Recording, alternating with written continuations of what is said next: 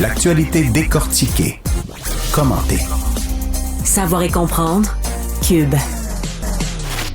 On a de la grande visite en studio. Frédéric Beauchemin, qui est député de Marguerite-Bourgeois au Parti libéral du Québec, qui est pressenti pour devenir peut-être candidat à la course à la chefferie du Parti libéral. Je vais vous la poser, la question. Là. Êtes-vous venu, enfin, annoncer votre candidature? Et c'est drôle, je m'attendais à cette question. Puis Oui, je m'attendais vraiment à cette question. Donc, vous avez pu voir, vous préparer. Effectivement, on va faire l'annonce en temps et lieu quand ce sera le temps. Parfait. Mais juste par curiosité, qu'est-ce qui détermine ou non l'annonce d'une candidature comme ça?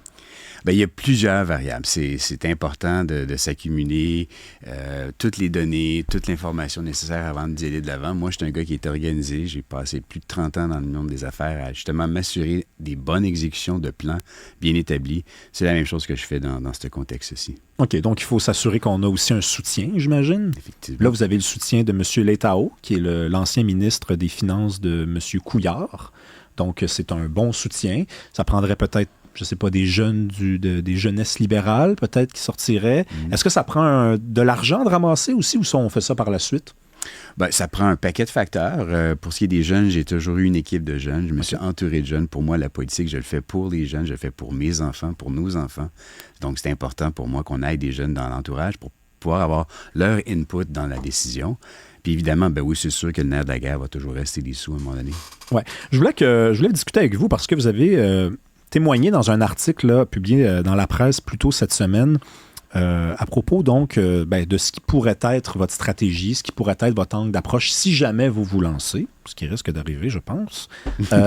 Vous parlez de fédéralisme, hein, parce que le Parti libéral est un parti fédéraliste, alors que la CAQ se dit nationaliste. Mon opinion très personnelle, c'est que c'est un fédéralisme qui ne s'admet pas. Le PQ qui est souverainiste, vous dites que ça existe, le fédéralisme, ça a déjà fonctionné. Par contre, il faut le réparer. C'est ça? Bien, moi, ce que je dis, c'est que le fédéralisme, c'est probablement le meilleur levier que le Québec a pour croître à l'international de façon à qu'on puisse gagner des parts de marché. On ne compétitionne pas l'un contre l'autre, en fait. On compétitionne ensemble contre l'international. Le fédéralisme, c'est un levier pour la croissance du Québec. C'est extraordinaire.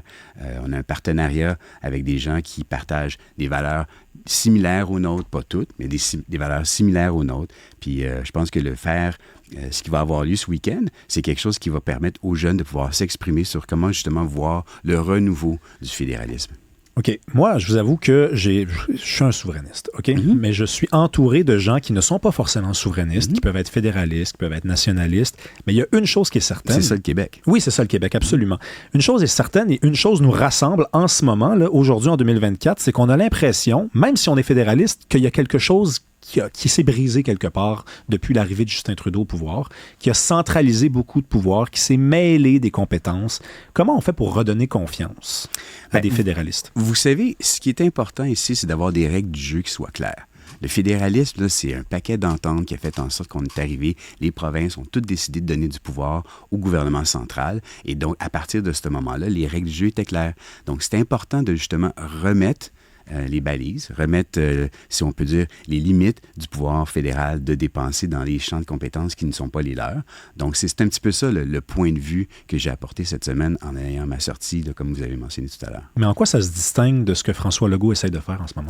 Bien, François Legault, lui, c'est en fait 6 ans d'échec. Il n'y a eu aucun progrès du fédéralisme sous François Legault. C'est un constat d'échec. On le voit bien, le fédéralisme n'avance pas à un point tel que, justement, le gouvernement de la CAQ là, en a tellement rien fait que le fédéral en a profité pour faire une invasion dans les champs de compétences. Il n'y a eu aucune défense des intérêts des Québécois avec ce gouvernement-là. C'est ça, la réalité. Oui, mais vous avez quand même la même stratégie. C'est-à-dire que vous dites que ça n'a pas fonctionné. Au contraire, ma stratégie, c'est de faire en sorte que, justement, le partenariat avec laquelle on est dans la fédération, on est marié donc dans la fédération. Ce partenariat-là, c'est de s'assurer justement que ça fonctionne, ayant un dialogue clair, s'assurer que les règles du jeu soient bien établies, de ne pas permettre justement l'invasion du champ de compétences. Et si c'était le cas, mais de s'assurer qu'on ait pleine compensation de façon automatique, pas à la pièce négociée comme ce que la CAQ a fait dans les 6 dernières années. Oui, mais c'est pas déjà le cas. C'est-à-dire qu'il n'y a pas déjà des règles claires, des règles du jeu, l'impossibilité de se mêler de certaines compétences.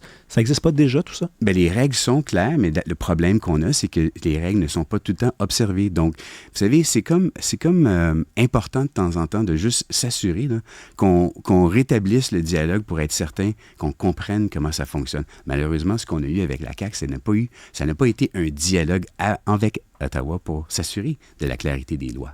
OK, ben quand ils s'en vont à Ottawa rencontrer François Legault, quand Jean-François Roberge rencontre...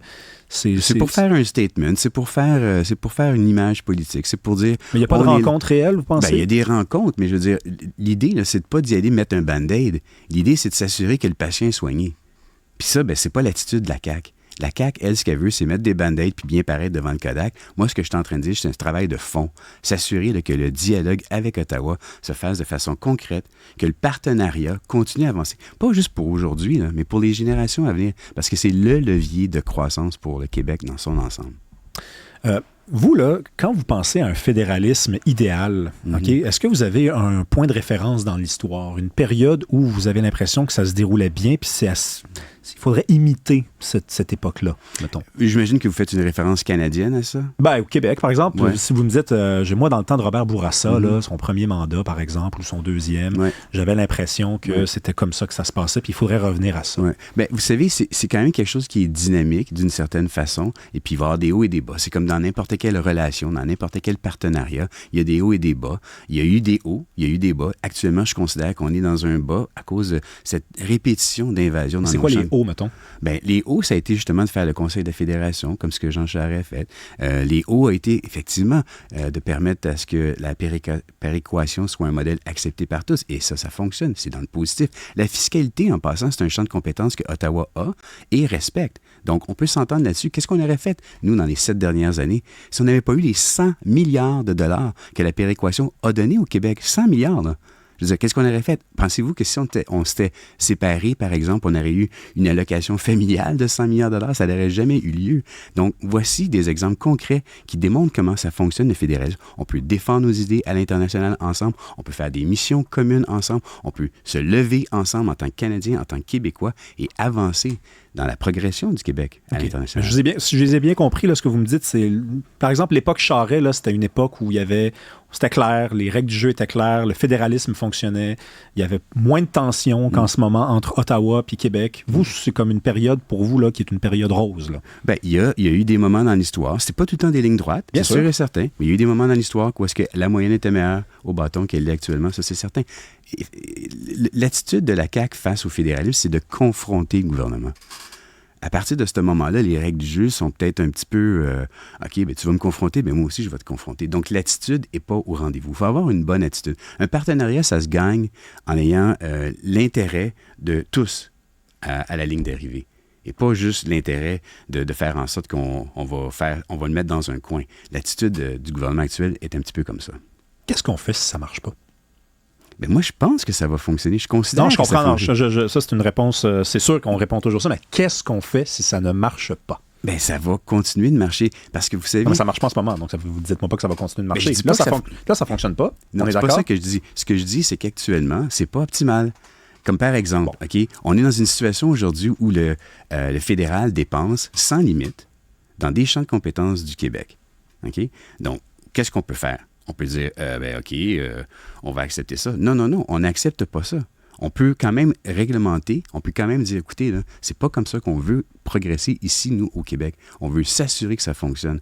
Donc, pour continuer de s'assurer que ça fonctionne pour les générations présentes et futures, ayons des règles claires et assurons-nous, via une commission, par exemple, qui pourrait limiter, étudier les limites du pouvoir fédéral de dépenser, de juste s'assurer que c'est bel et bien compris par tous. Mais je vais vous la répéter, la question. Allez-y. Qu'est-ce qu'on fait si ça ne marche pas? C'est-à-dire que vous avez un beau projet, vous avez de l'espoir, vous êtes bien bronzé, là, souriant, OK? Vous avez des belles intentions. T'es gentil. Vous avez des belles intentions. Ouais. Qu'est-ce qu'on fait si ça ne marche pas? On continue d'essayer de faire en sorte que ça fonctionne. Pourquoi baisser les bras? Baisser les bras, ça veut dire s'avouer vécu. Moi, je m'avoue jamais vécu. Il faut continuer dans la vie. Dans la vie, là, OK, il y a des moments d'adversité. Puis quand tu as des moments d'adversité, c'est pas de rester à terre qu'il faut que tu fasses. Ce qu'il faut que tu fasses, c'est que tu te lèves puis tu reprennes le combat. Puis c'est ça. L'attitude des Québécois, elle est comme ça. On est une nation de PME. On est parti de pas grand-chose, on est devenu une nation de PME. Continuons à avancer dans cette idée-là de fédéralisme renouvelé qui va permettre à toutes nos PME de pouvoir gagner à l'international, de permettre à tous les Québécois de pouvoir avoir un standard de vie qui va s'améliorer. Aidons le fédéralisme. Soyons un exemple, justement, de promotion du fédéralisme à même l'intérieur du Canada pour s'assurer que tout est parti. Et pas en passant, c'est pas juste au Québec qu'on est en train de se plaindre de l'invasion des champs de compétences du fédéral. C'est toutes les provinces ensemble. Donc, on a un conseil de la fédération. Utilisons ce levier-là. C'est un levier positif de la fédération. Oui, mais on voit bien, M. Beauchemin, que même les provinces entre elles ne s'entendent pas. Il y a très peu de provinces qui sont prêtes à aider le Québec, par exemple, dans le dossier des demandeurs d'asile. François Legault avait une demande claire, répartir les demandeurs d'asile. On a eu le Manitoba qui a levé la main, Terre-Neuve qui a levé la main. Ils vont en recevoir combien? 150? C'est sûr que chacun va jouer sa carte. Puis c'est comme normal, c'est une négociation. Une négociation, t'arrives pas en disant « je vais tout avoir tout le temps ». Vous trouvez pas ça compliqué pour rien? Ben non, au contraire, parce que c'est un levier. Si on l'abandonne, qu'est-ce qu'on va faire? Je parlais de 100 milliards de péréquation depuis les 7 dernières années. On serait dans le trou, là. Je veux dire, où est-ce qu'on aurait coupé? Qui aurait été dans la rue? Qui n'aurait pas été capable de manger? Des choix là, qui ne sont pas québécois. Là. Assurons-nous de vous dites que dans un Québec indépendant, les gens seraient pas capables de manger? Ben, où est-ce qu'on aurait trouvé le 100 milliards? Honnêtement, là, le 100 milliards, là, il n'aurait pas été comme tombé du ciel. On n'aurait pas une pension alimentaire d'Ottawa là, si on se serait séparés. Là. Donc, soyons clairs là-dessus. Là. C'est important, la fédération, pour plusieurs aspects de notre société. Le développement économique, évidemment. Le respect des règles à l'international. Un levier pour le développement économique du Québec. La sûreté du territoire québécois. Il y a un paquet d'avantages. M. Beauchemin, l'argent qui est envoyé à Ottawa puis qui sert à peu près à rien. Là. Mais voyons donc, l'argent qui s'en va à Ottawa a des services. Il y a des services qui viennent contre ça. Bien sûr qu'il y en a. Il y a aussi des trucs, il y a des doublons. Il y a des doublons, donc il y a des services qui seraient, pas nécessaires. C'est ça que je disais, c'est le point exact que je dis. C'est pas optimal de dédoubler ce que fait déjà le Québec. Ouais. Entendons-nous là-dessus, soyons clairs, les règles du jeu, elles sont claires, soyons juste respectueux des règles du jeu, parce que le Québec, OK, c'est un gouvernement de proximité. On connaît ce qui se passe sur le terrain, on a des expertises sur le terrain, on connaît le monde, on connaît les enjeux. Quand tu arrives d'Ottawa et tu n'as pas cette connaissance-là, c'est sûr que le programme, peu importe comment il va s'appeler, va être inefficace. Vous parlez de la péréquation, M. Beauchemin. Oui. Vous dites, bon, regardez, qu'est-ce qu'on aurait fait sans cet argent-là? Ça, c'est un champ fiscal en passant. Oui, je suis d'accord. Sauf que si on envoie de l'argent là-bas, qu'on peut récupérer, et même si on n'envoie plus de l'argent, qu'on n'utilise pas... Non, mais attendez une minute. Je comprends, mais c'est parce que l'argumentaire du budget de l'an 1, là, ça ne tient pas la route. Net, on reçoit de la péréquation. On reçoit de la péréquation. Ouais. Donc, enlevons la péréquation. Le déficit de 11 milliards de cette année, là, il aurait été de 25 milliards. Je veux dire, on peut-tu s'entendre que sans la péréquation, on est encore plus dans le trou? Ça ne marche pas si on n'a pas la péréquation. On en a besoin pour nos services, que ce soit en santé, l'éducation, que ce soit les infrastructures, peu importe. Ça va dans le fond consolider cet argent-là. On peut-tu s'entendre que ça, c'est essentiel? C'est essentiel. C'est sûr que c'est essentiel si on calcule comme vous le faites. C'est-à-dire que si on dit si le Québec gérait exactement ses finances dans un Québec souverain, que comme il les gère dans une province, là, il manquerait tel argent. Mais là, vous assumez pas qu'il pourrait y avoir de l'innovation, une façon de dépenser autrement. Mais il y aurait ça à l'intérieur de la fédération aussi. Ouais. Le net de tout ça, okay, c'est qu'on peut dépenser aux 2 paliers de gouvernement dans nos champs de compétences. Okay? Si je prends votre hypothèse, on mettrait tout ça dans un champ de compétences, dans un gouvernement, on dépenserait le même montant. Il n'y aurait pas soudainement des économies d'échelle qui pourraient se faire. Ben, c'est pas exactement. C'est pas tout à fait vrai, M. Beauchemin, parce qu'il y a de l'argent qu'on envoie, par exemple, en santé. On ne sait pas exactement comment c'est dépensé. Ça, vous devez l'admettre. Vous venez de le dire, c'est pas optimal. Non, mais cet argent-là, il reste ici. Mais si au Québec... il sert aux Québécois parce que ici, c'est notre compétence, la santé. Absolument. Mais l'argent qui revient, elle revient aussi en santé. On l'a vu, la CAQ a été pas très bon négociateur d'aller chercher des fonds additionnels. Ils n'ont pas obtenu ce qu'ils voulaient, mais ils sont allés chercher des sous minimes, mais ils sont allés chercher des sous. Il y a des sous qui viennent du fédéral pour la santé, mais au-delà de tout ce qu'on reçoit du fédéral, okay, en plus du 82 milliards qu'on paye d'impôts au fédéral, on reçoit en plus tous les services, on reçoit au niveau du gouvernement, on reçoit au niveau des individus, on reçoit en plus la péréquation. Quand on regarde ça, on est gagnant. Je sais pas, on est gagnant Beauchemin. pour plusieurs raisons, mais la raison principale pour laquelle on est gagnant, c'est parce que le fédéralisme fait croître le Québec, parce que c'est un levier de croissance. Le fédéralisme fait croître le Québec, ça nous donne accès. Quand on est 40 millions versus 9 millions, les économies d'échelle, le levier de commerce, notre voix est plus forte. C'est la façon de faire croître le Québec. Genre, en tout cas, on a un bon débat, c'est intéressant, mais oui. on ne sera pas d'accord parce que moi, je regarde tout l'argent qui est envoyé là-bas. Il n'y a jamais eu autant de fonctionnaires et il n'y a jamais eu aussi peu de services. Donc, je pense que le Québec est capable de gérer autrement. Mais c'est un phénomène qui est aussi pareil au Québec. Je veux dire, la CAQ a malheureusement augmenté, engagé 56 000 ou 58 000 nouveaux employés depuis 2018. Là. Le même gouvernement qui promettait d'une réduction de la taille de l'État a engagé 58 000 employés ou 56 000 employés de plus. Est-ce qu'on a plus de services? Non. Est-ce que les temps d'attente ont diminué? Non. Les temps d'attente sont passés de 13 heures dans la salle d'attente au Québec à 17 heures. Une augmentation d'à peu près 30 % du temps d'attente sous le gouvernement de la CAQ. On paye plus, puis on a moins. C'est ça, la CAQ. Est-ce que le fédéral est mieux? Je vous dis que probablement pas non plus. Est-ce qu'on peut améliorer le tout? Absolument. Puis comment qu'on le fait? En ayant le plus de monde alentour d'attente pour s'assurer que justement toutes nos idées soient de façon optimale utilisées pour faire avancer le Québec. Le fédéralisme, là, c'est pas un gars qui appelle sa blonde, puis elle répond plus, puis il continue d'appeler, puis elle répond plus, puis il se dit je vais continuer d'appeler, je vais continuer d'appeler, je vais continuer d'appeler, puis à un moment donné, il comprend juste jamais qu'elle répond plus. Ben, le fédéraliste, c'est pas une blonde. Le fédéraliste, c'est une femme. T'es marié avec, t'es en couple depuis longtemps. Puis comme dans n'importe quel couple, ce qui est important, c'est, tu sais quoi? C'est que de temps en temps, là, t'as besoin d'un petit week-end d'amoureux pour mettre les choses au clair. Fait que c'est ça, le fédéralisme. On a besoin de temps en temps de remettre les choses au clair. Puis ça fonctionne. Un long couple, là, je vous le souhaite, je te le souhaite, un long couple qui dure très longtemps dans la vie va avoir des hauts et des bas. C'est normal, OK? Mais c'est important, de temps en temps, prendre le temps de se dire comment on s'aime, comment ça fonctionne, comment on veut que ça avance. C'est ça, le fédéralisme. Ben écoutez, vous êtes passionné. Merci. Ça se voit. Ça se voit. On n'a pas du tout la même idée pour le destin du Québec, mais vous êtes passionné. Moi, je pensais que les fédéralistes, c'était du monde un petit peu entêté, têtu, mais il y a de la passion dans vos yeux. Merci beaucoup d'être venu nous voir. Mais je peux vous dire qu'un libéral, là, ça a le portefeuille à droite puis le cœur à gauche, ça, c'est sûr. Bon, parfait. Merci. Beaucoup.